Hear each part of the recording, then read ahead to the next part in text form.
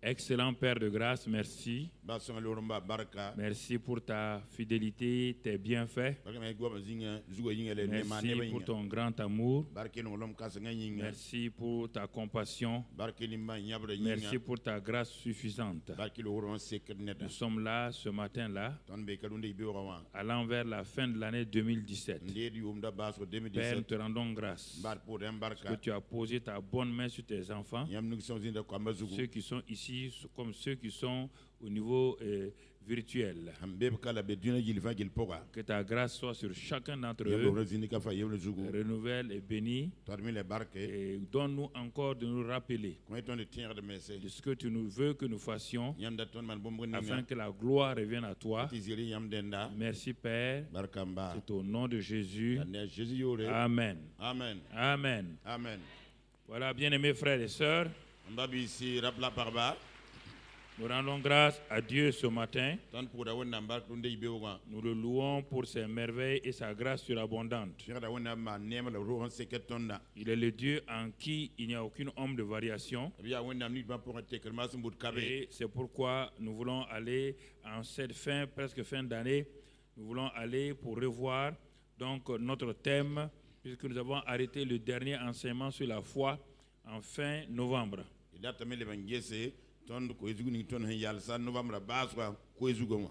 Donc ce mois, c'est de réviser, de revoir ce que Dieu nous a dit de faire pendant toute l'année 2017. Vous savez, les thèmes sont la pratique et les enseignements viennent édifier chacun d'entre nous pour que nous puissions pratiquer le thème de l'année.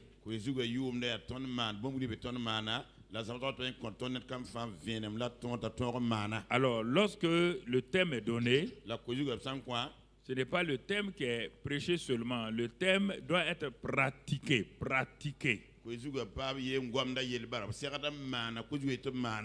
Et s'il n'est pas pratiqué, c'est comme si nous n'avons rien fait. Et c'est pourquoi nous rendons grâce au Père ce matin,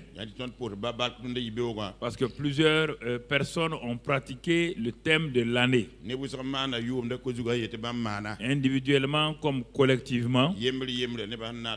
Mais nous allons nous arrêter pour voir ce matin, pour faire le point, frères et sœurs, pourquoi Dieu nous donne-t-il des thèmes pour l'année?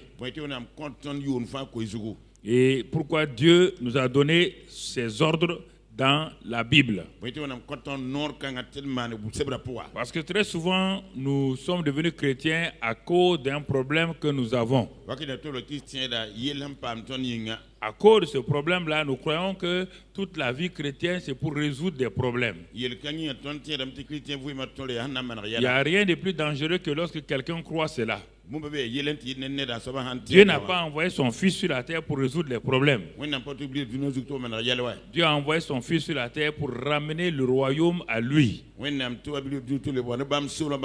En réconciliant les hommes avec lui.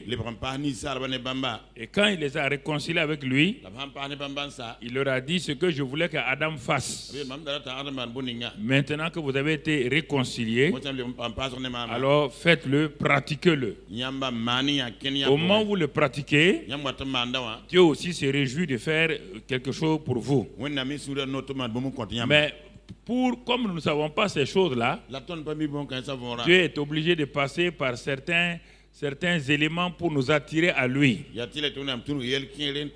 nos temps de maladie, il peut utiliser ça, bien que ce ne soit pas lui qui soit la source de la maladie. Il peut utiliser la maladie pour nous amener à lui. Il peut utiliser les difficultés pour nous amener à lui. Et quand il nous a amenés à lui, c'est tout juste pour nous rappeler que nous sommes rentrés dans son royaume pour étendre son royaume. Et si nous oublions cela, donc tout ce que nous recevons de Dieu devient un gâchis. Comme Israël. Israël était là pour montrer Christ aux gens, montrer Dieu aux gens. Mais ils ont tourné tous leurs problèmes sur eux-mêmes. La satisfaction de leurs besoins. Et à un moment donné, Dieu leur a tout donné. Et c'est ça qui les a perdus en même temps. Alors bien aimés frères et sœurs, il est bon de rester sur les choses de Dieu et non pas vouloir coûte que Dieu fasse des choses pour nous alors qu'en retour nous ne faisons rien pour lui. Alors ce matin nous allons tout juste nous arrêter en nous posant une question simple qui a en même temps le titre de notre message. As-tu réjoui le ciel en cette année 2017? Sinon il te reste encore 21 jours. Voilà, donc c'est le titre de notre message. Avez-vous réjoui le cœur de Dieu? Avez-vous réjoui le ciel? Avec le thème de l'année 2017. Et si vous ne l'avez pas fait, il vous reste encore 21 jours. Voilà, frères et sœurs, donc le titre de ce matin. Il ne s'agit pas de dire que nous on prie pour ceci, on prie pour cela. Je te pose la question.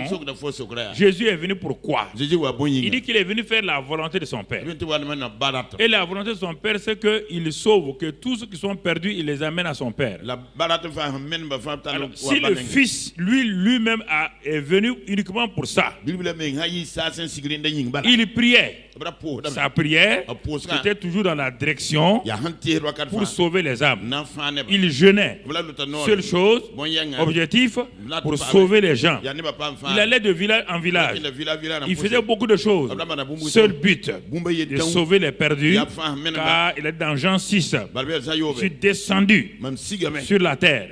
Dans Jean 5, je suis venu pour faire la volonté de mon Père. La volonté de mon Père, c'est qu'aucun de ceux qu'il m'a donné soit perdu.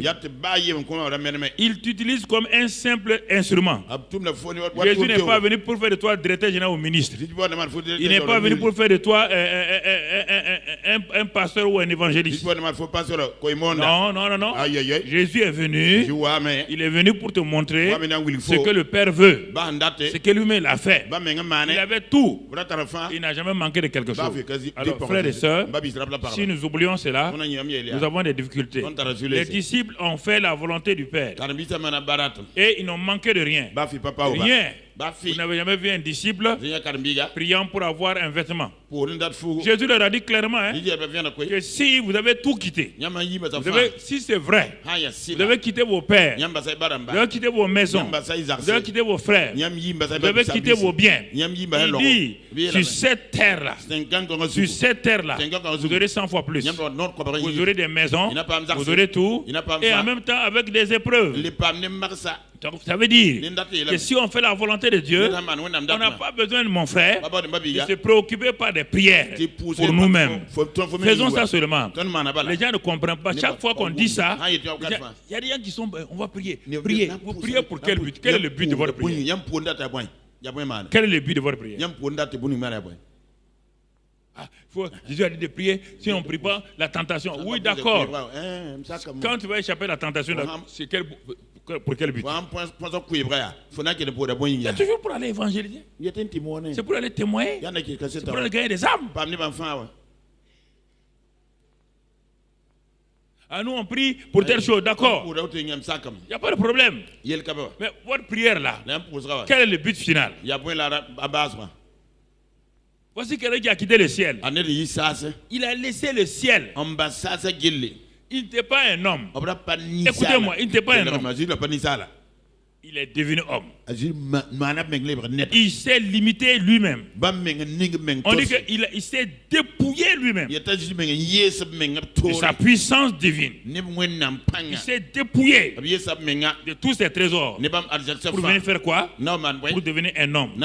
Un homme qui va souffrir, qui va descendre au plus bas de l'échelle comme un crucifié, un supplié, quelqu'un qui a comme si c'était un rejeté. Pour quel but? Pour que toi et moi, nous soyons sauvés. Il allait partout.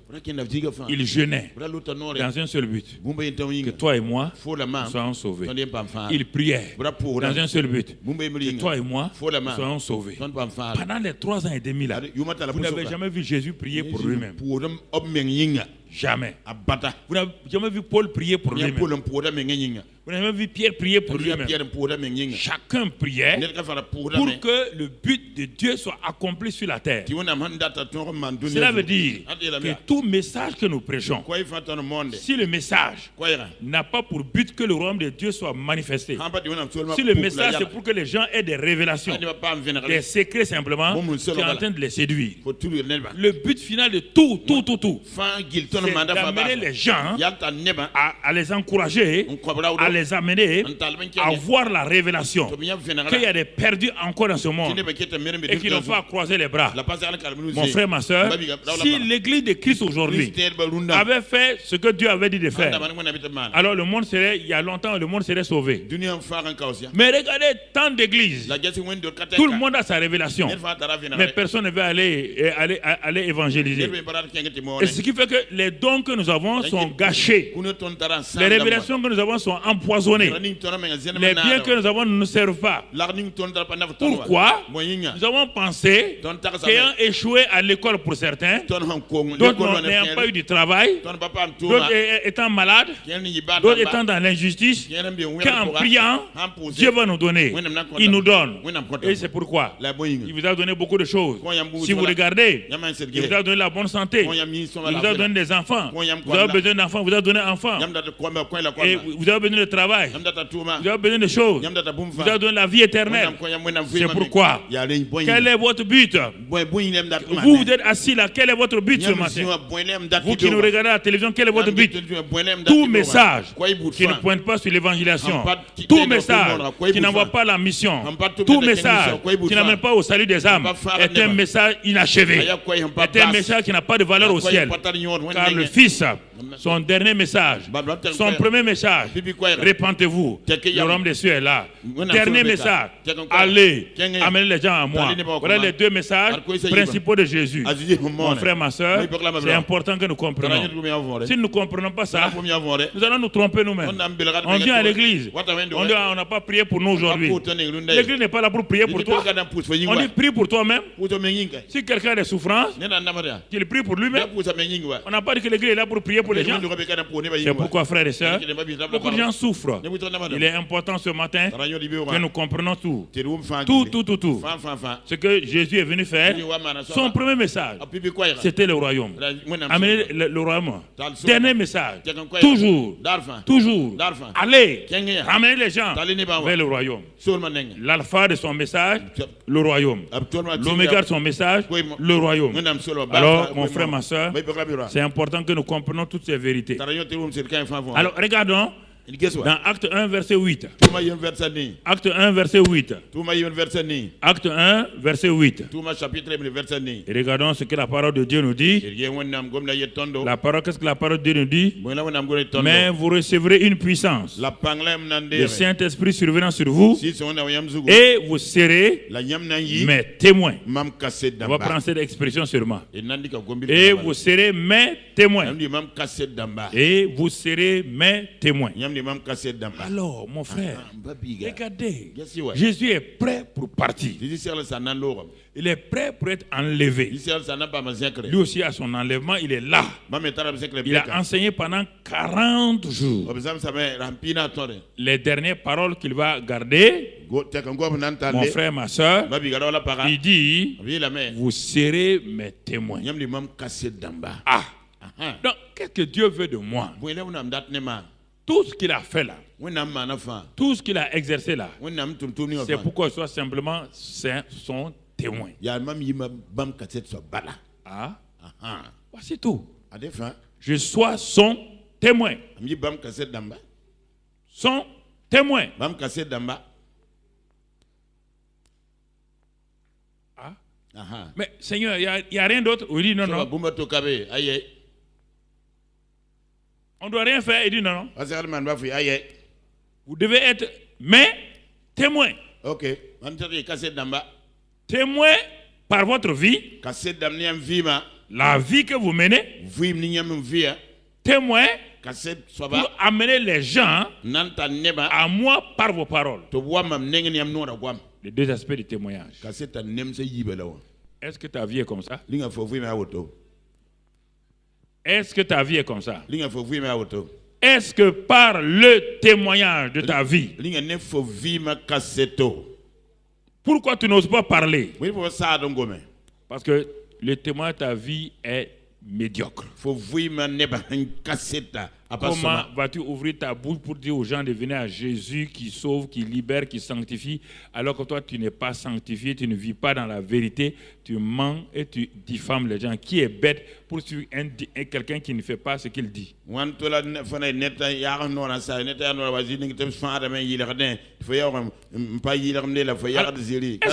que nous comprenons?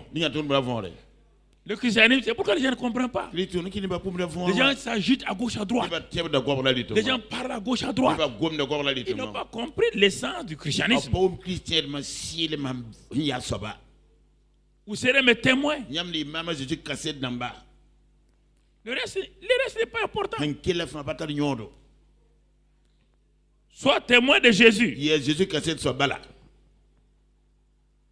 Premièrement, par ta vie. Que ta vie parle aux gens. Quand les gens te voient, ils ont envie de venir te demander qu'est-ce qui fait que tu es différent de moi. Tout le monde court, on va prier. Vous priez et puis vous menez une vie médiocre. Qui va vous attirez qui?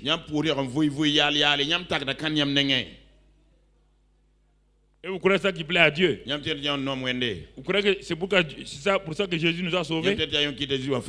Premièrement, le témoignage. Deuxièmement, quand le témoignage est vrai, quand toi tu vois que ta vie est réelle, tu as envie facilement de témoigner aux autres. La plupart d'entre vous, vous ne témoignez pas parce que votre vie ne vaut rien. C'est pourquoi vous n'avez pas envie. Vous allez dire quoi aux gens? Vous allez dire quoi aux gens? Vous allez dire quoi aux gens? Vous allez dire quoi? Je vous pose la question, vous allez dire quoi? Toi, tu veux ouvrir ta bouche au service, parler? C'est la munafika du service. Tu es l'escroc du service. Comment tu vas témoigner à quelqu'un? Tu vas dire quoi? Tu vas dire quoi aux gens? Dans le quartier, tu es la femme qui tourne et qui tape les têtes les unes contre les autres. C'est pourquoi jusqu'à présent, tu n'as pas pu avoir quelqu'un à Christ. Personne ne peut croire à ton témoignage. Tu mens. Tu roules les gens. Qui va croire à un témoin comme ça? Même au tribunal des hommes, quand quelqu'un, on l'appelle comme témoin, on dit au témoin de jurer, de dire que la vérité, rien que la vérité, toute la vérité. Même le tribunal des hommes ne veut pas un témoin menteur. À plus fort Dieu. Des mesquineries, bagarres inutiles, mesquineries. Vous allez témoigner à qui? Vous allez témoigner à qui? Qui va vous écouter? Les services on vous met un contre-témoignage. Quand on vous nomme ici, contre-témoignage. Quand on vous confie ça, c'est vous qui mettez la main à la caisse. Contre-témoignage. Quand on dit année de témoignage, vous ne pouvez pas aller témoigner. Tout tourne. Oui, si on priait, parce que oui, si on priait, oui. On dit ce qui réjouit Dieu. Ce n'est pas tes dîmes. Ce ne sont pas tes offrandes. Non. Ce qui réjouit Dieu. Quand un seul pécheur se répand. Ce qui réjouit les anges, ce n'est pas les démons que tu as chassés. Ce n'est pas les guérisons. Les anges sont réjouis lorsqu'un seul pécheur, tu as amené un pécheur et tu l'as réconcilié avec Jésus. Les gens disent oui, voici un témoin de Christ. Regarde frère. Témoin, qu'est-ce qu'un témoin? Un témoin c'est Ésaïe 52. Ésaïe 52, regardons ce qu'un témoin, ce que Dieu dit sur un témoin. Ésaïe 52, verset 7. Voilà ce que Dieu dit. Qu'ils sont beaux sur les montagnes, les pieds de celui qui apporte de bonnes nouvelles, qui publie la paix, de celui qui apporte de bonnes nouvelles, qui publie le salut, de celui qui dit à Sion, ton Dieu règne. Voici la description d'un témoin de Christ. Dieu dit, oh là là, oh c'est extraordinaire. Cet homme-là, cette femme-là, qu'ils sont beaux, tes pieds, on ne parle pas de tes pieds physiques seulement. On te parle de ta vie. Les pieds représentent ta marche avec Dieu. Ta marche pour Dieu. Dieu dit qu'ils sont beaux. Le grand Dieu là commence à admirer un homme. Et quel homme? C'est un témoin qu'il admire. Dieu dit aux anges, regardez cet homme, cette femme là. Regardez ses pieds. Ses pieds l'amènent tout le temps loin du péché, loin du mensonge. Mais ses pieds l'amènent toujours dans la vallée de ceux qui périssent. Ses pieds l'amènent pour apporter la paix et n'amènent jamais bagarre. Ses pieds amènent le salut. Trois choses: bonne nouvelle, paix, salut. 2017. Est-ce que tes pieds ont amené ces trois éléments? Est-ce que tu as amené la paix dans les foyers? Tu as amené la paix dans les quartiers? Tu as amené la paix dans les services? As-tu réjoui le cœur des gens avec la bonne nouvelle? Est-ce que tu as apporté le salut? Voici le témoin de Christ que Dieu a décrit par la bouche d'Ésaïe 52. Parce que Ésaïe c'est le 5e évangile, comme on le dit. C'est là-bas qu'on parle de tout ce que Jésus a fait. Sa naissance, qui il est, sa mort, sa résurrection, son baptême de l'esprit, tout. C'est Ésaïe qui a décrit cela 700 ans avant que Jésus ne vienne sur terre. Alors je te dis ce matin, voici un témoin de Christ. Voici un témoin de Christ. 2017.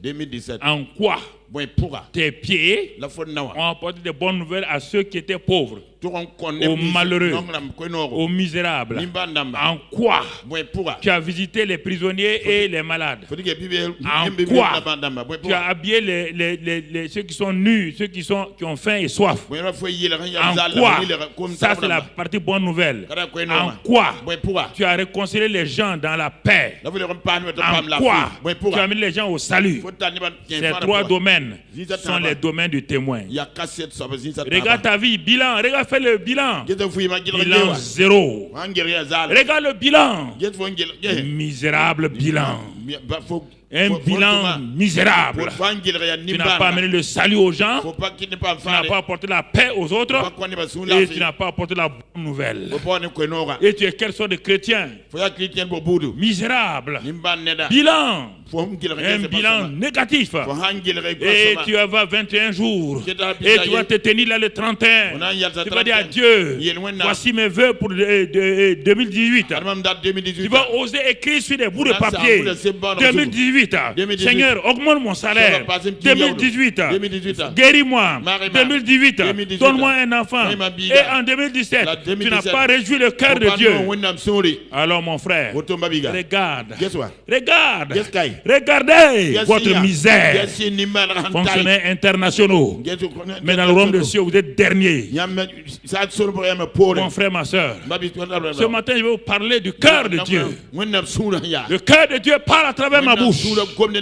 Parce qu'il est triste. Le cœur de Dieu parle à travers mes lèvres. Parce qu'il est triste. Écoutez-moi. Écoutez-moi. Écoutez-moi. C'est ça le témoin. Il dit, ah bon, s'il fait ça, le ciel est réjoui. S'il fait ça, les anges sont réjouis. Mais Seigneur, c'est pas ça que j'ai fait. J'ai fréquenté tous les groupes de prière. Je voulais ceci, je voulais cela. Dieu me dit, si tu avais simplement tu avais gagné des âmes. L'enfant que tu voulais là, il allait te donner des jumeaux. Si tu avais gagné des âmes, le poste que tu voulais là, j'allais t'élever. Je sais que tu es fidèle. Si tu as fait ma volonté, allez gagner des âmes, allez dans les prisons, allez faire ceci ou cela. Il y a longtemps, tes ennemis seront dans la défaite. Mais comme tu as tout centré sur toi-même, moi je t'ai regardé. Tu ne veux pas faire ce que je veux. Tu veux que moi je fasse ce que tu veux. Il dit, je ne suis pas ton planton. Je suis Dieu. Je suis Dieu. Voici le vrai problème. Arrêtez de vous plaindre. Arrêtez. Vous savez ce que vous vivez. Arrêtez d'être hypocrite avec vous-même. Il n'y a rien qui manque à Dieu. Il vous donne tout. Tout. Tout pleinement. Si vous faites sa volonté, mon frère, ma soeur, c'est important que nous comprenions. Vous serez mes témoins. Tel a été le désir de Dieu en te sauvant. Ah, il s'est dit, voilà cette fille que je vais sauver. Cette fille-là, je vais la sauver. Mon frère, écoute-moi. Écoute-moi. Il dit, tu es le sel. Tu as déjà vu le sel s'asseoir pour dire, est-ce que je suis sel? Tu as déjà vu ça? Que le sel dit, est-ce que je suis sel? Quelle est ma raison d'être? Non. Le sel fait quoi? Le sel, pour savoir qu'il a une identité, il se met dans une sauce. Quand les gens disent, oh, c'est bon, le sel est content. Oui ou non? C'est lui qui a changé la nature de cette sauce-là. La lumière, quand elle éclaire, les gens sont dans l'obscurité.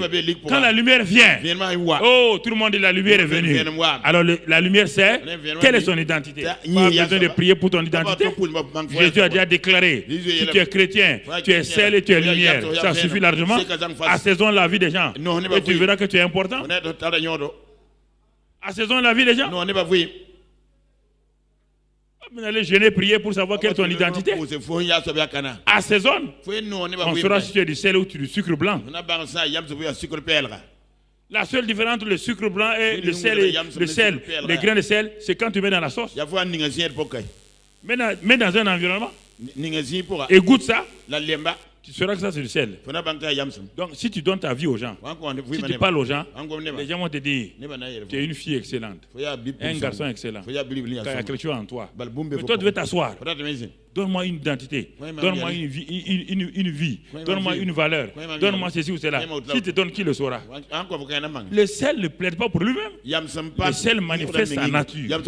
La lumière manifeste sa nature. Arrêtez de vous dire je suis rejeté. Rejeté par qui? Rejeté par qui? Par toi-même, c'est ta tête.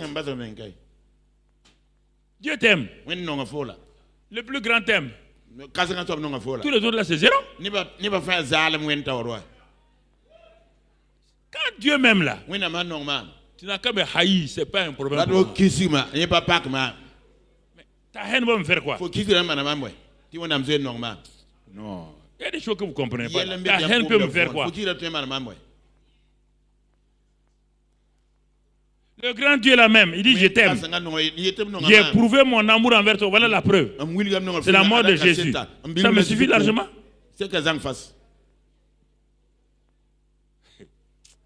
Ah, l'évangile est simple. Vous voulez le compliquer? Vous voulez le compliquer?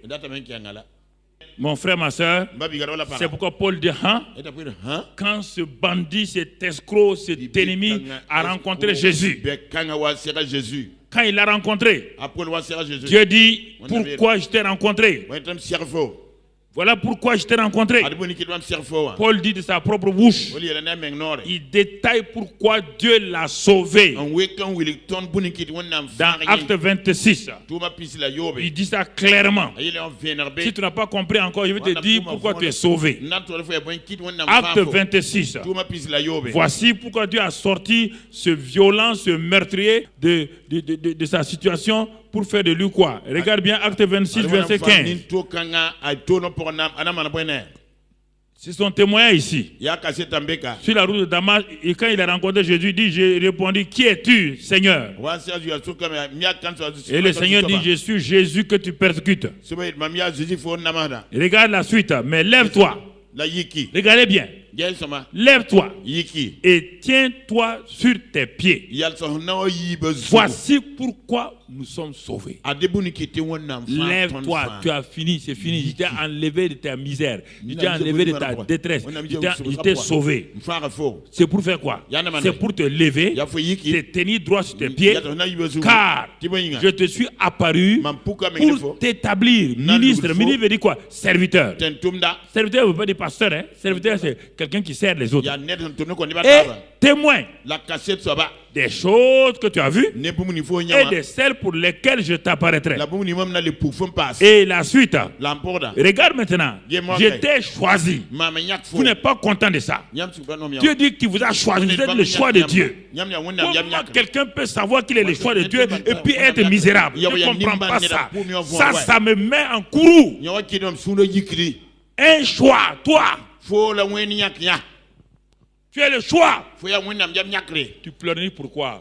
Enfant gâté, arrête ça. Tu es le choix. Dieu te choisit. Ce n'est pas un chef d'État qui t'a choisi. Ce n'est pas un ministre qui t'a choisi. Ce n'est pas les riches qui t'ont choisi. Ce n'est pas les anges qui t'ont choisi. Dieu t'a dit, tu es mon choix. Mon choix personnel. Mais si vous comprenez ça là un peu, vous allez changer. Vous allez arrêter ces apitoiements sur vous-même. Toi que personne ne va choisir sur la terre là. Même dans ton quartier, on ne te choisira pas. Dans ton service, on ne va pas te choisir. Le grand Dieu du ciel vient et te dit, je t'ai choisi. Et là, tu te plains que quelqu'un te rejette, que quelqu'un ne te considère pas. Ça peut faire quoi? Ça peut te faire quoi? Je t'ai choisi. Regarde. Où? Du milieu. Regarde du milieu là. Du milieu de ce peuple et du milieu des païens.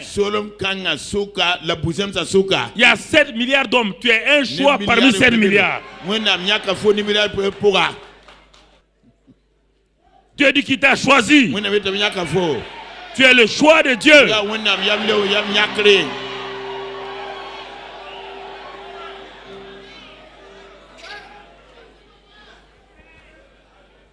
Ça, c'est quelle histoire?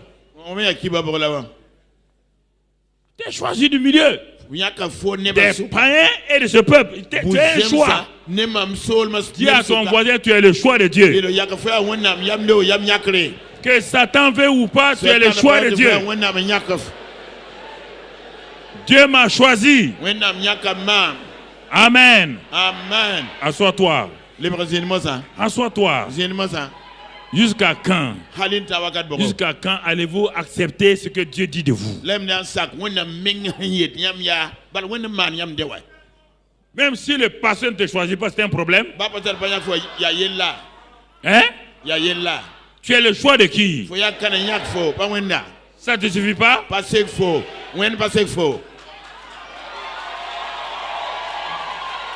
Je ne sais pas.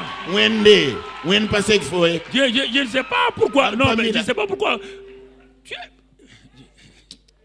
Christ t'a choisi, tu es l'époux de Christ.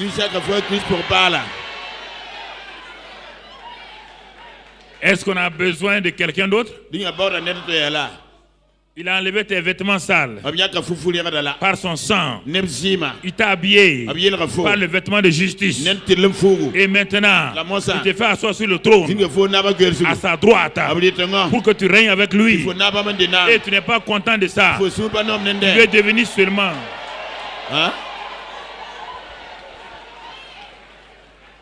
Tu veux devenir seulement directeur général. Quand tu vas mourir là, tu vas faire quoi? En ce moment-là, je pose la question. Cette femme qui est devenue reine maintenant là, quand son mari dit, va ici, va parler ici, est-ce qu'elle va refuser? C'est avec joie. Dieu a fait de toi une reine. Quand il t'envoie, pourquoi tu ne pars pas? Quand il t'envoie, pourquoi tu ne pars pas? Tu veux bénéficier des positions de reine?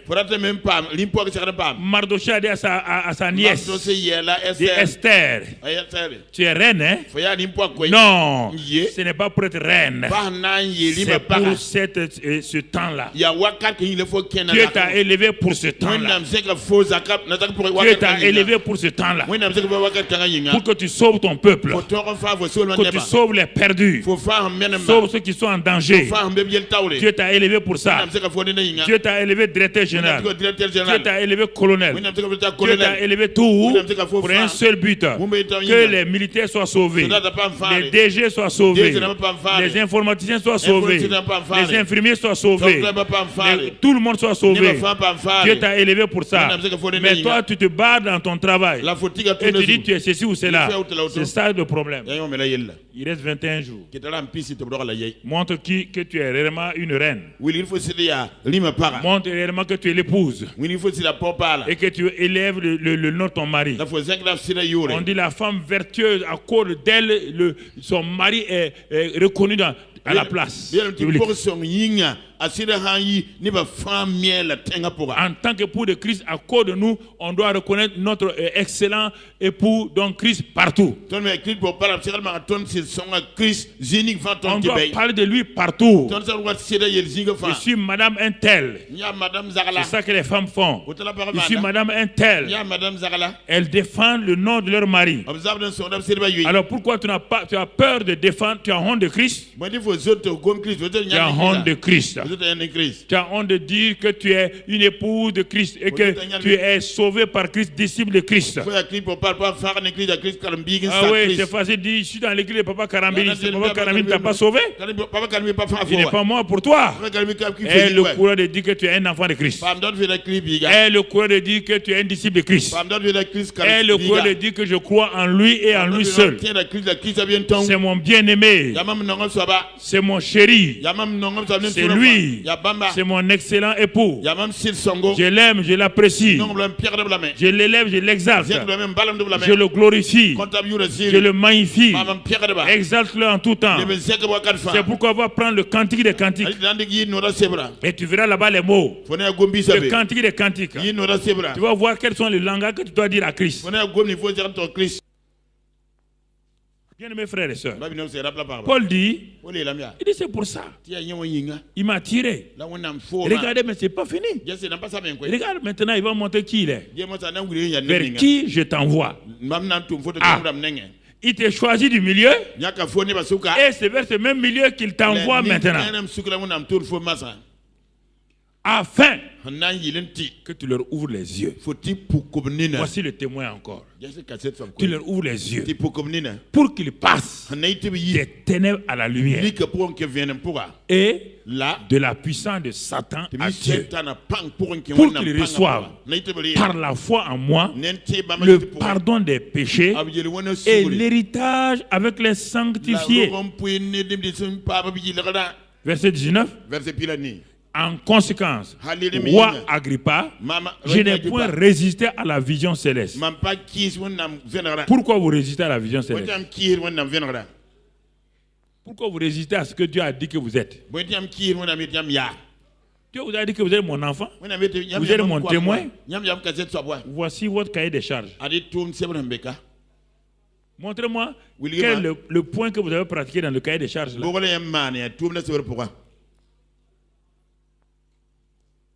Vous croyez que Jésus va venir? Jésus est venu, il est parti. Quand il va revenir, c'est pour enlever l'église. Il a envoyé le Saint-Esprit en nous. Le consolateur, le conseiller. Il a tout mis en nous pour que nous puissions aller de l'avant. Frères et sœurs, il faut qu'on se secoue, qu'on sorte de la torpeur inutile. C'est ça qu'il a fait. C'est pourquoi Paul partait partout. Quand il a compris ça, que lui, il est aimé de Dieu, il est le choix de Dieu, il dit ah, non, moi le choix de Dieu, moi établi par Dieu, moi je ne veux pas m'arrêter. Il parcourait les monts, il n'a pas de voiture. Le gars te dit que parfois il était lapidé pour mort. Ça, c'est l'amour. C'est pas le sentiment. Il voulait faire quoi? Il a dit, je t'envoie. Il a accepté. Jésus nous a dit, je vous envoie. Vous refusez. Vous asseyez. Vous n'avez même pas le 10e de ce que Paul a reçu. Est-ce que vous allez vous relever vous-même? Et à un moment donné, les gens ont dit à Paul, mais il faut arrêter, tu as trop travaillé. Oh, tu as fait de grands travail. On comprend ce que tu... Regarde combien de fois on t'a lapidé et tu étais mort. Regarde les trahisons. Regarde les difficultés. Regarde comment les gens te maltraitent. Les gens ne comprennent pas. Quand quelqu'un a vu l'amour de Dieu, pas les sentiments, l'amour de Dieu, rien ne peut le troubler. Ça, là, vous n'avez pas compris encore, vous ne comprenez pas. Vous ne comprenez pas. Si vous avez compris ça, là, rien. 1 Corinthiens 9. 1 Corinthiens 9. Regardons, ils vont vous donner le verset. 1 Corinthiens 9, 16, c'est ça. 1 Corinthiens 9. Regardez la réponse de Paul aux gens. Si j'annonce l'évangile, ce n'est pas pour moi un sujet de gloire, car la nécessité m'en est imposée. Et malheur à moi si je n'annonce pas l'évangile. Vous entendez? Mais pasteur, on a des problèmes. Quand on va témoigner, on nous insulte. Si tu t'arrêtes, Paul dit malheur à moi et malheur à toi aussi. Si tu arrêtes de témoigner à cause des petites persécutions, moqueries là, c'est ça qui fait que tu ne témoignes pas? Ou bien toi, tu es trop grande pour témoigner? Tu es trop important pour témoigner?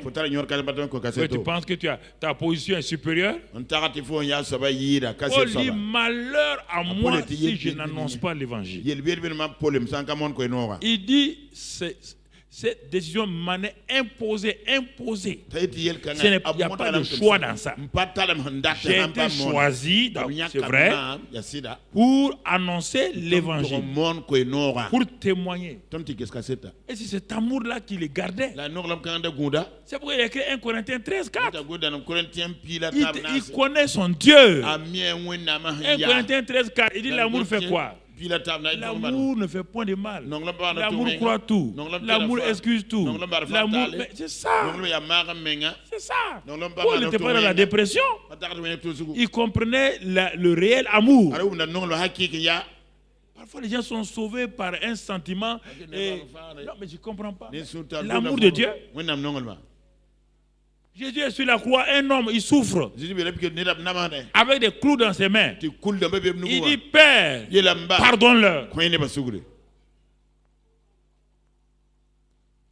tu dis que c'est Jésus. Tu crois qu'il avait une chair supérieure à ta chair? Le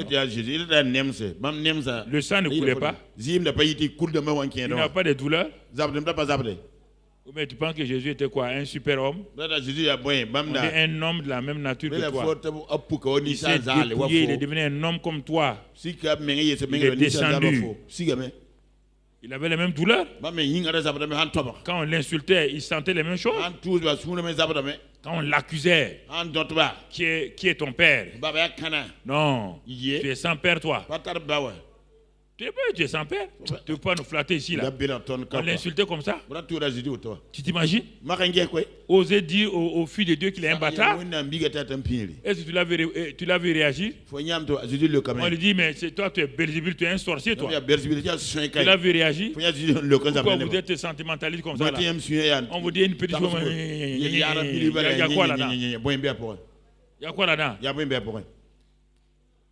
Incapable d'endurer simplement des petites critiques des gens. Toutes les critiques sont basées sur quoi?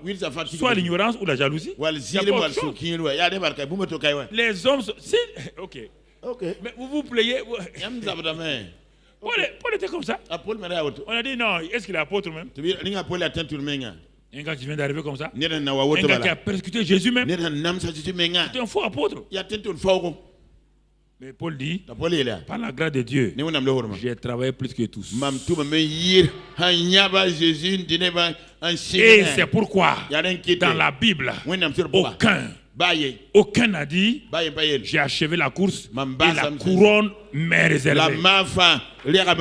Paul savait ce qu'il a fait. Il savait, il n'a pas besoin de mourir. Paul dit, avant que je meure, la couronne est déjà sur ma tête. Les autres là, c'est quand il meurt, on dit ah bon, il a achevé sa course. C'est pas lui qui a dit. Qui t'a dit qu'il a achevé sa course? Ceux qui achèvent leur course là, le disent avant de mourir. N'attends pas quelqu'un dise ça derrière eux. Non, non, non. Si tu sais qui tu es, tu n'as pas besoin. Il dit j'ai achevé, il dit Timothée, tu me vois comme ça là, j'ai achevé la course. La couronne m'est réservée. Les gens, les scribes et les pharisiens m'ont dit qu'il est orgueilleux. Celui qui a la foi, qui a l'assurance n'est pas un orgueilleux. Il dit qui il est? Mon frère, ma soeur. C'est ça qu'il faut savoir. Et c'est pourquoi le gars fonçait. Quand tu sais qui tu es, tu vas témoigner. Tu vas parler. Mon frère, si tu as été embauché directeur commercial d'une grande entreprise, vraiment qui a de la valeur, tu n'as pas honte d'aller faire la publicité de ton produit. Si c'est un téléphone, une marque de téléphone, toi-même en tant que directeur, tu as ça dans ta main. Quelle est la religion qui laisse qu'on insulte son chef là? Regardez autour de vous. Il n'y a que les chrétiens. Vous ne voulez pas témoigner? Quand on les insulte aussi, vous vous êtes caché. Et vous voulez avoir quelque chose. Jésus dit, si vous me régnez devant les hommes, devant mon Père, je vais vous régner aussi. Sur la terre là, c'est l'amour. En haut là, il n'y a plus d'amour. Ça c'est la justice. Si tu as eu honte de parler de Jésus aux gens, quand tu vas arriver, il va dire au Père, il n'a jamais dit mon nom. Le voilà arrêté là. La voilà arrêté. Elle n'a jamais parlé de moi à quelqu'un pour amener. Elle n'a fait que régner mon nom. Papa, je suis mort pour ça, non? Mettez-le de côté. Le Père dit, je ne te connais pas, arrière de moi. Faites attention à ça. Ne vous laissez pas tromper. Ne soyez pas troublé par ce que vous voulez faire sur cette terre. Vous êtes à la recherche de quoi, je ne sais pas. On voit les gens qui meurent chaque jour, qui laissent leurs biens. On voit les gens mourir, laisser leur situation. On voit les gens mourir, laisser leur argent. Non, vous êtes derrière ça. Sans l'assurance. Sans l'assurance. Il faut vous réveiller un peu.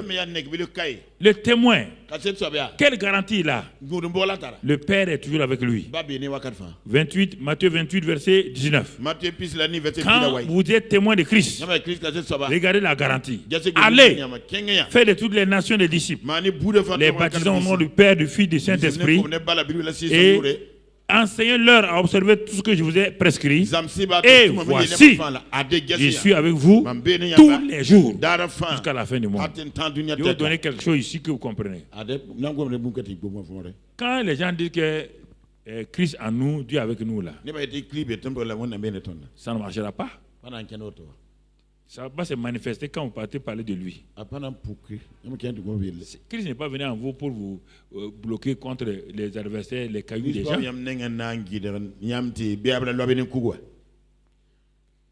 Est-ce que vous m'entendez? Vous m'entendez très bien.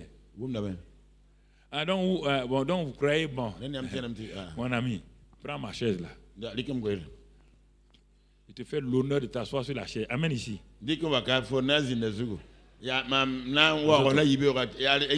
Assois-toi. Faut pas avoir peur. Assois-toi.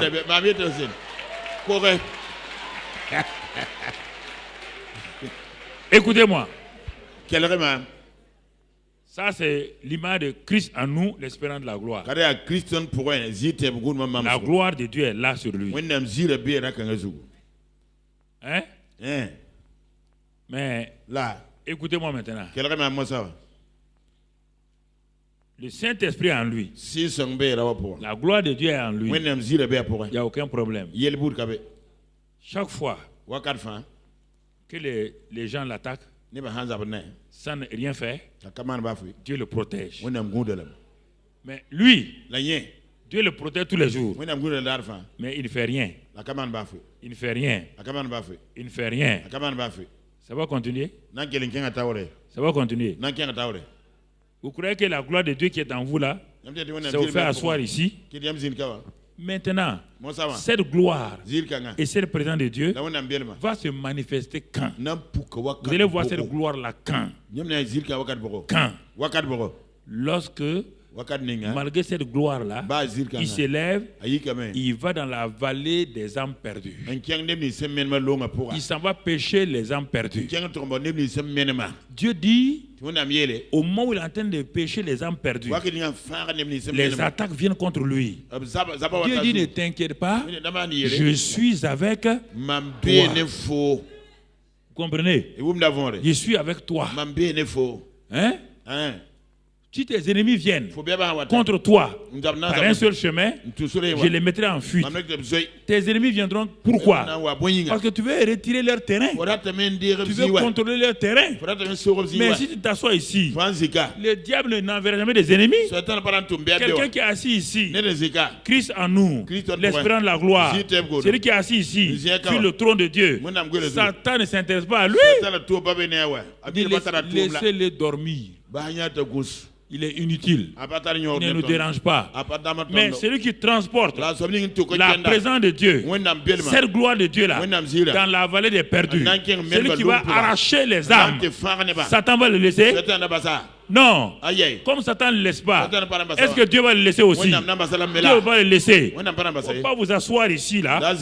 Vous asseoir ici. Vous pouvez commencer à dire, Seigneur, la gloire de Dieu est sur moi. La gloire de Dieu est sur moi. La gloire de Dieu est sur moi. La gloire de Dieu n'est pas fille sur toi. Va dans la vallée. Et la gloire de Dieu est là-bas. Écoutez, la gloire de Dieu était où? Dans le feu. La gloire de Dieu était où? Quand Satan a allumé son feu, est-ce que tu as vu la gloire de Dieu sur Meshach, Adrak et Meshach, Abednego? Mais la gloire de Dieu était où? Là-bas. Est-ce que leurs cheveux ont été touchés? Est-ce que leurs vêtements ont été touchés? Ils sont sortis. Quand Daniel était dans la fosse au lion, quand la gloire de Dieu était là-bas, quand il était là-bas, est-ce que tu as vu le lion détruit et Daniel? La gloire de Dieu était là-bas. Quand le lion a vu la gloire de Dieu, il a reculé. Attention, non, ne me pas d'applaudir. Hein. Vous aimez applaudir. La gloire de Dieu se manifeste lorsque vous faites la volonté de Dieu. Sinon, vous allez faire quoi? Tout le temps, vous serez habitué à rester ici. Effectivement, il y a ce qu'on appelle... Parce qu'il y a dans la gloire de Dieu, il y a plusieurs mots. Il y a Shekinah, il y a au moins 5 mots concernant la gloire de Dieu. 5 mots. Elle commence ici. Elle ne reste pas là-bas. Elle se manifeste avec vous. Où? Dans les endroits sombres. Quand vous partez. Partout. Mais si vous restez ici, là, à un moment donné, la gloire de Dieu là devient quelque chose d'empoisonné. Et vous n'avez plus voir sa valeur. Parce que vous êtes habitué à ça maintenant. Vous êtes habitué à ça? Habitué à ça. C'est dans la pratique. Dans la pratique que Dieu agit. Tant que vous ne serez pas sur le terrain avec Dieu, il ne faut pas vous asseoir là-bas. Il y a un temps où on adore Dieu. Quand on adore Dieu, on est dans sa présence. Je me tiens dans la présence de mon Dieu. Je l'adore. Je l'adore. C'est le président de Dieu commence à m'entourer. C'est le président de Dieu vient pour faire quoi? Parce que cette présence transporte une voix. Le Seigneur dit, c'est que je suis en train de me préparer. Je vais aller évangéliser. Mais d'abord, je commence à l'adorer lui-même. Je commence à l'exalter. Cette présence apporte la voix de Dieu. Mon fils, va. Ne crains pas. Il y aura tel événement. Ne crains pas. La voix de Dieu sort de sa présence glorieuse. Quand tu te lèves d'ici, maintenant, tu as senti cette présence-là. Parce qu'il sait que tu as senti ça ici. Mais quand tu vas dans la vallée, tu ne sens plus cette présence-là. Mais tu vas te rappeler que Dieu, sa présence était ici. C'est ça qui va te soutenir. Quand tu es dans la vallée, autour de toi, il n'y a qu'épreuve.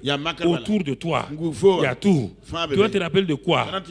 Une chose, Dieu s'est manifesté ici. C'est lui qui t'a parlé. Et le Saint-Esprit en toi. Ce sont ces deux éléments-là qui vont te permettre de tenir, de repousser l'adversaire et de revenir vainqueur. Écoutez-moi, frère. Merci. C'est important. Les témoins, je suis avec vous. Il a dit à Abraham, Abraham va. Il a pris un païen du nom d'Abraham. Regardez, un païen, un adorateur d'idole. Il dit va pour moi. Quel était le but? Abraham n'avait pas le Saint-Esprit. Abraham n'était pas né de nouveau. Regardez un homme pris là tout seul du milieu de ces païens-là. Comme Paul l'a dit, du milieu de ces païens, Dieu l'a pris pour révéler aux païens le véritable Dieu. Il y avait des faux dieux partout dans le monde. Des fausses idoles. Dieu a pris Abraham pour être témoin qu'il y a un seul Dieu vivant qui s'appelle El Shaddai. Et il doit le révéler aux gens. Et tu comprends? Regarde. Abraham a été un témoin fidèle. Jusqu'à aujourd'hui, grâce à lui, on parle de Dieu. Sans Abraham, tu ne peux pas dire qui est El Shaddai. Personne ne connaissait El Shaddai. Mais il a eu des problèmes. Il a eu des difficultés. Abraham est parti. Mais chaque fois, la présence de Dieu venait. Quand il était découragé, Dieu venait l'encourager. Quand il était dans les doutes, Dieu venait lui dire non, n'ayez pas le doute. C'est ça avec Dieu. Tant que vous n'allez pas aller pour Dieu là, restez là où vous voulez là. Que Dieu n'a qu'à vous protéger là. Il ne le fera pas. Il ne le fera pas. Pourquoi il va le faire? Quel intérêt? Quel intérêt il a? Quel intérêt? C'est ça. Tant qu'on n'est pas actif là, rien ne se passe. Rien. Il dit allez. Il n'a pas dit couchez-vous. Il n'a pas dit dormez. Abraham est parti. Quand Moïse est venu, un autre témoin, le témoin qui devait venir montrer, il y avait en ce temps-là un homme puissant sur la terre qu'on appelle le Pharaon. Tout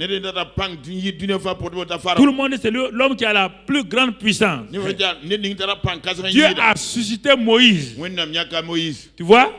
Pour être témoin de la puissance de Dieu face à un pharaon puissant. Là-bas, Moïse n'a pas montré à pharaon El Shaddai. Abraham a montré El Shaddai. Dieu, Moïse a montré un autre aspect de Dieu. Et Romains 9 va te dire pourquoi. Dieu parfois, regarde Romains 9 verset 17 je crois. C'est ça, Romains 9 verset 17. Car l'écriture dit à Pharaon, tu entends? Je t'ai suscité à dessein. Dieu dit, je t'ai suscité à dessein pour montrer en toi ma puissance et afin que mon nom soit publié par toute la terre.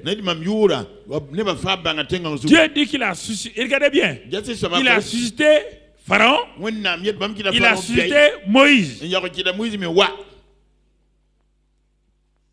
Suscité Pharaon, suscité Moïse. Pharaon est devenu très puissant. Il ne donne pas gloire à Dieu. Dieu a suscité un petit Moïse, un peureux. Il a suscité, qui est venu détailler, déchiqueter la puissance de Pharaon. Abraham, témoignage que le Dieu tout suffisant, omniprésent, c'est lui le vrai Dieu. Moïse, devant une puissance qui est contre Dieu, devant des gens qui manifestent des choses contre Dieu, Dieu suscite un homme qui est peureux, et il va montrer la puissance de Dieu. Donc les témoins sont à plusieurs niveaux.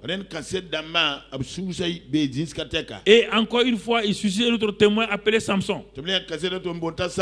Quand il a suscité, il dit à la mère de Samson, tu veux un enfant. Depuis longtemps, je te vois prier, tu veux un enfant. Il dit, c'est ça votre prière là. Vous voulez un enfant, pourquoi? Il dit, mais tout le monde a un enfant, moi j'ai pas un enfant. Il dit, Dieu, c'est votre problème. Il dit, si vous avez appris à demander un enfant pour ma gloire, là, vous allez avoir l'enfant vite et ensuite l'enfant, je vais l'utiliser pour ma gloire. Vous voulez demander l'enfant par votre belle-mère, vous dites tout le temps, où est mon petit-fils? C'est ça qui vous fait pleurer. Dieu ne vous donnera pas l'enfant. Tant que vous n'avez pas demandé, Dieu ne vous donnera pas l'enfant. Tant que vous n'avez pas demandé à Dieu, donne-moi un enfant qui va te glorifier là. Votre sein là va rester là. Je vous parle sérieusement. Hein? Voilà. Tu entends? La main de Samson là. Prière. Elle veut un enfant. Un jour, l'ange de l'Éternel vient, c'est Dieu lui-même. Il dit, madame, moi j'ai un problème. Le peuple dans lequel tu es là, le peuple là est complètement maltraité par les Philistins. Je regarde tous ceux qui sont là, aucun ne veut travailler pour moi. C'est pas ma faute, hein? Moi, je peux vous libérer sans un homme. Mais à tous ceux qui vivent là, personne ne veut me servir. Personne. On va faire un deal. Si moi je te donne un enfant, je vais mettre sur lui mon onction pour délivrer. Tu es d'accord? Et puis tu ne dois pas boire du vin. La femme dit, je vais aller parler à mon mari. Il y a un homme de Dieu qui est venu me parler. Est-ce que vous comprenez? Tout un pays est maltraité par des Philistins.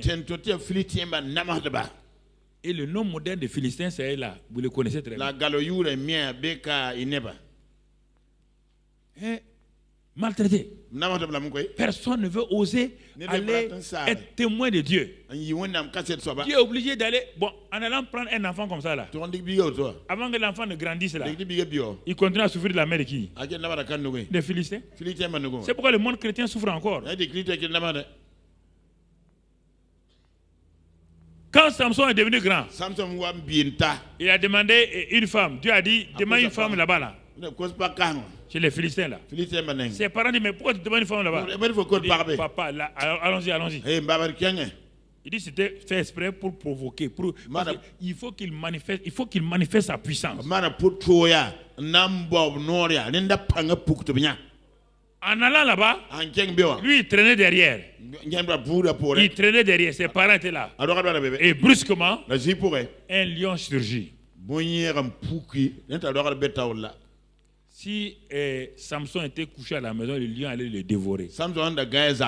Mais quand tu es sur le chemin de la volonté de Dieu, aucun lion satanique ne peut te dévorer. Un lion féroce. Un lion féroce. Toute la gloire de Dieu était sur Samson. La gloire de Dieu était là dans ses cheveux. Mais elle ne se manifestait pas. Le Saint-Esprit en toi, il ne se manifestera jamais. C'est ça. La gloire de Dieu est liée là, ses cheveux. Quand il touchait, la gloire de Dieu est là. Mais ça ne se manifeste pas. Il est un homme normal. Mais quand le lion a surgi pour empêcher Samson de faire la volonté de Dieu, tout de suite là, le lion de la tribu de Juda en Samson aussi devenu féroce. Deux lions face à face. Il est dit, l'esprit saisit Samson. L'esprit l'a saisi quand il est sur la route. Et quand le lion a agi, l'esprit a agi en ce temps-là. Il est en train de jeûner, prier pour avoir le Saint-Esprit. Vous êtes allé sur le terrain? Quel problème vous partez? Pourquoi le Saint-Esprit va agir ici?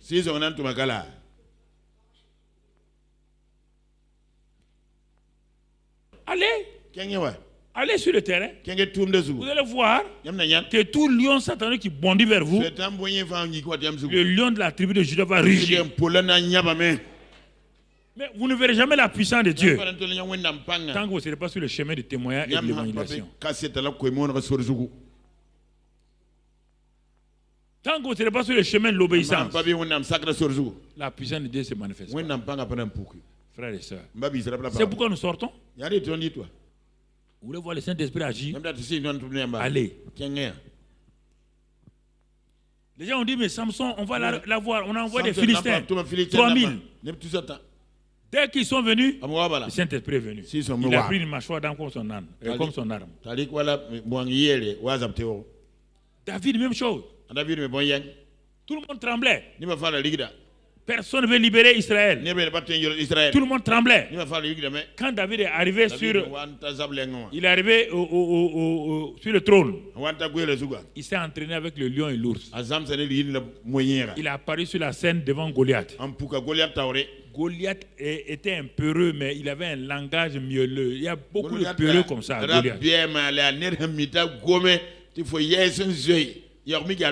Il n'a aucune assurance. Il dit, si tu viens, il maudit David par ses dieux. Il a tellement de dieux qu'il n'a aucune assurance même. Mais quand tu demandes le nom de ses dieux, il ne sait pas. Il dit, je te maudis par mes dieux. David dit, ah bon? Tu ne connais pas le nom de ton Dieu. Moi, je viens au nom de l'Éternel des armées. Moi, je connais mon Dieu. C'est ça que vous devez savoir. Il connaît son Dieu. Il a le Saint-Esprit. Mais quand il est devant les troupeaux, il est un berger. Il prend les troupeaux, mais quand il est devant l'ennemi, il devient un homme dangereux. C'est cela, frères et sœurs. C'est cela. Lorsque vous êtes sur le champ, vous voulez gagner des âmes, vous devez prier le matin.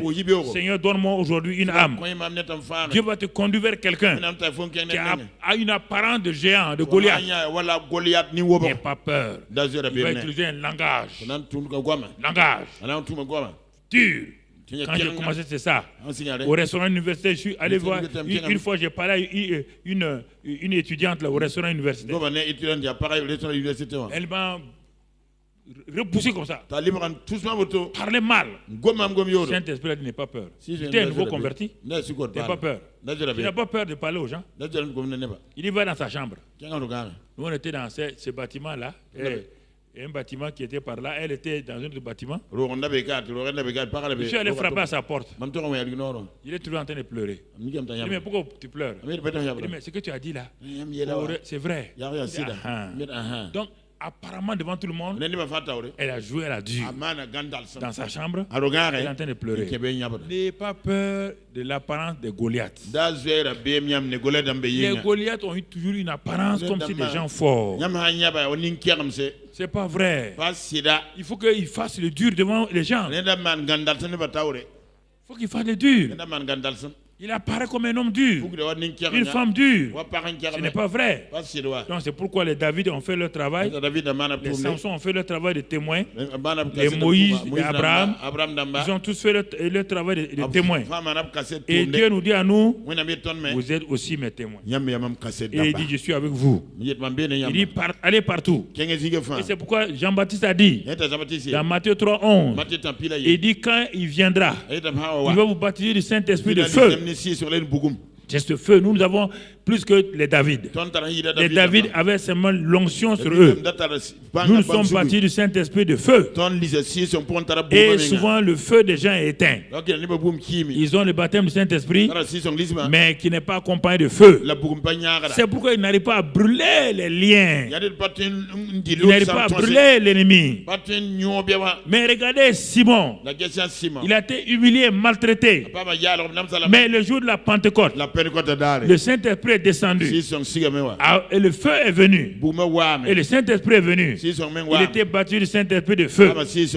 Oui, il n'était pas seulement rempli du Saint-Esprit, mais le feu est venu sur lui, oui ou non? Quand Pierre descend, Tout le monde est étonné. Il faut prêcher. Il a l'assurance. Pourquoi? Le baptême du Saint-Esprit et le feu était là. Et les gens ont crié. C'est ça que ça produit. Les gens ont crié. Homme frère, que ferons-nous? 3000 personnes ont été converties. Regardez, frère. C'est ça. C'est ça que nous devons comprendre. Alors, c'est pourquoi tu n'as pas expérimenté ces choses. Il te manque cette dimension-là. Et c'est cette dimension qui manquait à Timothée. Paul dit à Timothée, pourquoi tu es timide comme ça? Tu as la foi, ça c'est vrai. Tu as la foi. Tu as la crainte de Dieu. Mais ce qui te manque là, c'est ce feu-là. Le feu-là donne le courage. Le feu-là amène l'amour à se manifester. Il dit, mais n'aie pas honte. Tu as honte de témoigner. Parce qu'il manque le feu dans ta vie. Il manque le feu dans ta vie. C'est pourquoi tu as peur de témoigner. Ce feu, ce n'est pas un feu, c'est un feu qui t'enflamme toi-même. Le baptême de feu de Moïse a été au buisson ardent. Le complexe d'infériorité, la culpabilité, le rejet, toutes ces choses-là ont été décimées au buisson ardent. Dans Exode 3, au buisson ardent, Dieu a détruit tout. Quand Moïse s'en va, sans ça, Moïse n'osera pas sortir avec un bâton, aller affronter Pharaon. Parce qu'il avait ce baptême de Saint-Esprit de feu, selon les termes de l'Ancien Testament. Et c'est pourquoi quand il a pris un bâton, Dieu dit va affronter la plus grande armée avec un bâton. C'est pourquoi la chambre haute, il dit à Pierre maintenant, descends, tu es équipé, baptême du Saint-Esprit de feu, descends, mets le feu aux nations. Toute la ville de Jérusalem était en feu. Les gens couraient partout. À la fin, on les a persécutés. Parce qu'on ne peut pas arrêter le feu. On arrête Pierre ici.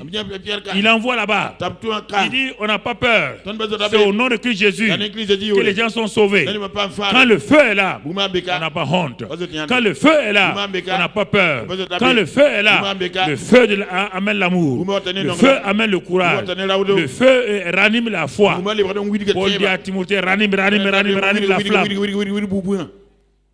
À quel moment tu as fait l'expérience du baptême du Saint-Esprit de feu? Tu parles en langue. Mais où est le feu? Ce feu-là te fait sortir. Ce feu te fait sortir. Tu n'as pas peur. Mon frère. Alors, pendant ces 21 jours-là, avant qu'on atteigne l'année 2018, qui est un thème aussi important que cette année, c'est une suite logique. On ne change pas. Mon ami, il faut obéir. Si tu n'obéis pas, tu peux être comme Jonas. Jonas, Dieu t'envoie. Quel privilège d'aller dans une ville méchante de 100 000 personnes, d'aller prêcher la repentance. Comme Jonas n'a pas le feu, il s'est mis à fuir. Il a fallu que Dieu le corrige. Dieu lui dit de partir. Quand il est parti, quand il est dit dans 40 jours, Ninive sera détruite. Le feu qui sortait a mené toute la ville, y compris le roi, à se repentir. Parce qu'il était maintenant un prédicateur de feu. Il a mis le feu à la ville de Ninive. Ce sont ces hommes et les femmes enflammés que Dieu a la recherche. Pas des simples disciples, des hommes et des femmes enflammés. Enflammé par le Saint-Esprit, le feu du Saint-Esprit. Et c'est pourquoi Dieu dit à Ézéchiel, Ézéchiel 3, il dit, je vais te dire, afin que tu écrives et que tu dises à tout le monde, avertis le monde entier de ce que je vais te dire. Et c'est avec ça que nous allons terminer ce matin. Ézéchiel 3, versets 18 et 19.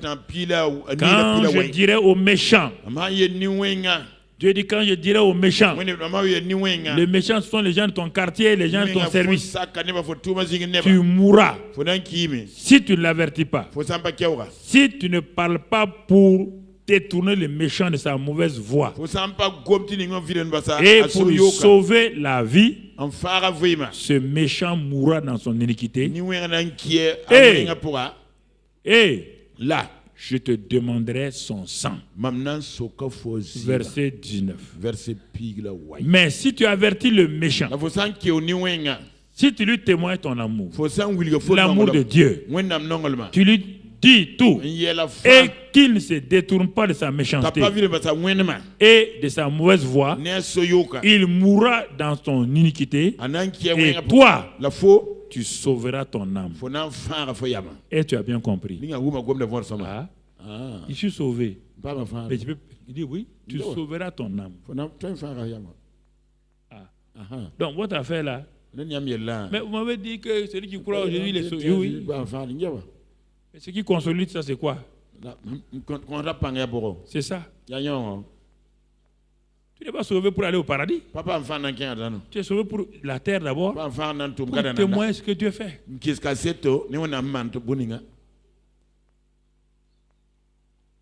ne t'a pas de venir chauffer les bancs de l'église chaque dimanche. Non. C'est le baptême du Saint-Esprit de feu qui fait ça. Baptême du Saint-Esprit de feu. On n'a pas de sentir une chaleur sur soi, non. Quand va te cacher, tu te 21 jours. Va crier à Dieu. Si tu veux gêner, tu aimes gêner, va gêner. Reste devant Dieu. Seigneur, je veux recevoir le baptême du Saint-Esprit de feu. Envoie le feu du Saint-Esprit.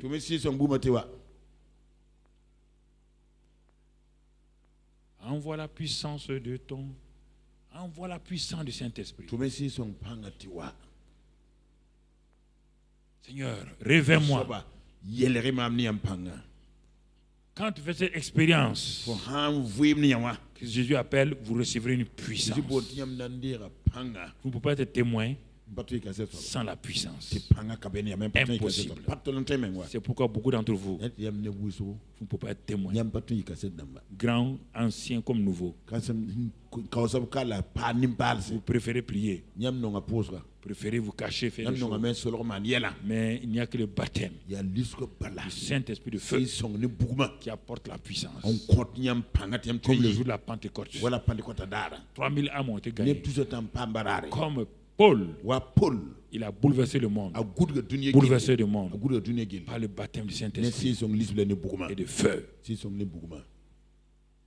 Pour que tu gagnes les âmes. Sinon Dieu te dit, tu es redevable des âmes des gens. Si au méchant qu'il mourra, tu ne pars pas, et le méchant meurt, je te demanderai son sang. Mais si tu lui dis qu'il refuse, tu vas sauver ton âme. Moi je crois que si on croit seulement en Jésus, c'est fini. Mon ami, ne te préoccupe pas de ce que tu es, ce que tu as. Préoccupe de ce que Dieu t'a dit de faire. Alors baissons la tête. Baissons la tête. Chacun a fait ce que Dieu lui a dit de l'Ancien Testament au Nouveau Testament. Abraham a montré au monde le témoignage du Dieu tout suffisant. Et à partir de ce moment, le monde s'est détourné des idoles et a commencé à suivre El Shaddai. Peu de gens connaissaient El Shaddai. Mais à cause d'Abraham, les gens ont connu El Shaddai. Peu de gens connaissaient la puissance de Dieu. Mais à cause de Moïse, les gens ont su que Dieu est plus puissant que n'importe quel pharaon. Une femme voulait un enfant. Dieu dit, ce n'est pas un enfant que je veux te donner, je veux te donner un libérateur. Mais à condition que tu laisses cet enfant-là me servir. Elle dit oui. Dieu lui a donné Samson. David était un berger. Mais Dieu voulait qu'il montre au monde comment Dieu règne, le règne de Dieu est sur la terre. Par le Saint-Esprit, David a fait un grand règne, un grand royaume. Il a établi partout des ministres d'État, il a établi tout. Les Élysées, les Élie, et tous ont été témoins. Isaïe a été témoin. Jérémie a été témoin. Ézéchiel a été témoin. Daniel a été témoin. Shadrach, Meshach, Abednego, ils ont été témoins. Marie, la Vierge, a été témoin. Lydie a été témoin. Déborah a été témoin. Esther a été témoin. Ruth a été témoin. Sarah a été témoin. De génération en génération, les gens ont dit, je vais être témoin. Et le cri de Dieu monte aujourd'hui. Qui ira pour nous? Qui enverrai-je? En cette fin d'année 2017, le même cri monte encore ce matin. Qui enverrai-je? Qui ira pour nous? Qui va se tenir comme mon témoin dans ce monde de perdition pour que je sauve les âmes? Qui va sortir de sa barque de sécurité? Sécurité financière, sécurité professionnelle, sécurité familiale, sécurité de tout genre, pour se jeter sur la mer, dans la vallée, pour dire me voici Seigneur. Et Isaïe a dit me voici, envoie-moi. Il reste 21 jours et tu n'as pas obéi à ça. C'est par ça qu'on a commencé l'année 2017. Qui ira pour nous? Et on est en train de terminer 2017. Tu n'as pas répondu à ça encore. Ou tu as répondu, tu as oublié. Est-ce que maintenant, ce matin, le sang de Christ que tu vas prendre, le pain que tu vas prendre, te démontre c'est un envoyé, c'est le sang de l'envoyé. C'est le sang et le corps de l'envoyé principal. Et c'est important que tu comprennes. Quand tu manges ce corps-là, ça veut dire que tu es prêt à être envoyé. Quand tu bois ce sang-là, tu es prêt à dire oui, je me nourris de ce sang. C'est pour aller aussi de nation en nation, de ville en ville, de quartier en quartier, de service en service, d'université en université, de village en village, de marché en marché, pour aller témoigner. Sinon, mon frère, pourquoi tu es inutile pour le royaume? Inutile pour le royaume. Paul dit malheur à moi si je ne prêche pas l'évangile. Est-ce que tu vas réagir ce matin? Est-ce que tu vas aller ensuite te cacher pour ces 21 jours-là? Dis Seigneur, envoie la puissance. Envoie la puissance. Tout à l'heure, soit le groupe musical ou la chorale peut chanter cela. Tout à l'heure, la puissance d'autrefois. Oui, Seigneur. C'est de cette puissance que nous avons besoin pour être des témoins encore. Et Seigneur, merci ce matin. Tu poses ta bonne main sur ton peuple. En ces derniers jours, réveille leur esprit. Comme tu as fait au temps de Néhémie d'Esdras. Que la tâche est grande.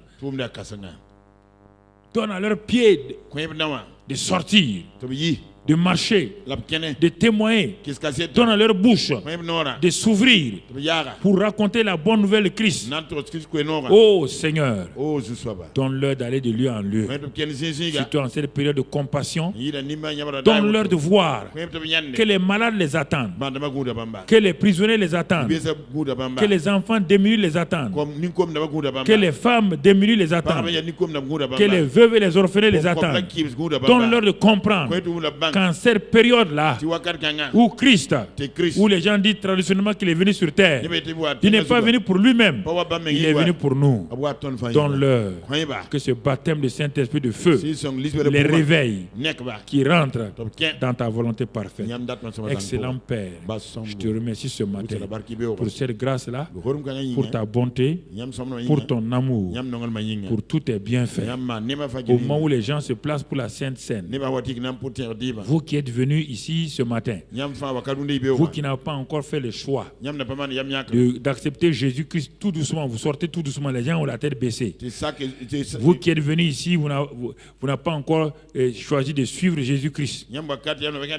Dans ces derniers jours de l'année 2017, Dieu vous donne l'opportunité en ce dimanche d'accepter Jésus-Christ. Que vous soyez à la télévision, vous soyez sur Facebook, sur YouTube, sur Internet. Dieu vous donne l'occasion ce matin pour que vous ne manquez pas cette fin d'année et que vous puissiez recevoir Jésus-Christ comme Sauveur et Seigneur. Mais ceux qui sont ici devant moi, eux, je les vois. Et vous qui êtes dans vos maisons, partout où vous êtes, vous allez faire la même chose. Ceux qui sont ici, qui veulent recevoir ce Jésus-là, levez-vous simplement. Levez-vous rapidement pour que ce Jésus-là, vous le recevez. Car c'est le seul sauveur. Ce n'est pas un changement de religion. C'est un changement de vie. Un changement de royaume. Pour que vous rentrez dans le royaume des cieux. Tenez-vous debout. Car je ne veux pas insister trop. C'est votre propre intérêt, ce n'est pas mon intérêt. C'est votre propre vie qui est sauvée. Moi, je suis déjà sauvé. Mais je vous donne l'opportunité ce matin d'être sauvé, de recevoir la grâce de Dieu. Là où vous êtes maintenant, vous qui êtes à la maison, vous qui êtes ici, là, maintenant vous êtes debout. Mettez votre main sur votre poitrine et vous allez prier avec moi.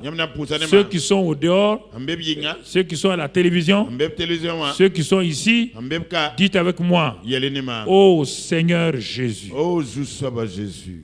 tu es le Dieu véritable, le Fils du Dieu vivant, qui est venu sur la terre et qui est mort pour mes péchés. Tu as pris tous mes péchés sur toi. Par ton sang, tu m'as lavé. Mes péchés ont été remis. Et à cause de cela, je te reçois dans mon cœur comme mon sauveur personnel. Et je confesse par ma bouche que tu es Seigneur. À cause de cela, je reçois maintenant une vie nouvelle. Je suis né de nouveau par le Saint-Esprit. Et je suis né dans le royaume des cieux. Dieu est mon Père. Merci pour cette grâce, pour cet amour, pour cette vie nouvelle que j'ai reçue maintenant. Amen. Gloire à Dieu Père. Des hommes ont réjoui le cœur du Père ce matin. Les gens sont dans la joie. Des hommes partout, que ce soit ici ou à l'extérieur, ont reçu Christ. Que toute la gloire revienne à toi, Père. Au nom de Jésus. Amen. Amen.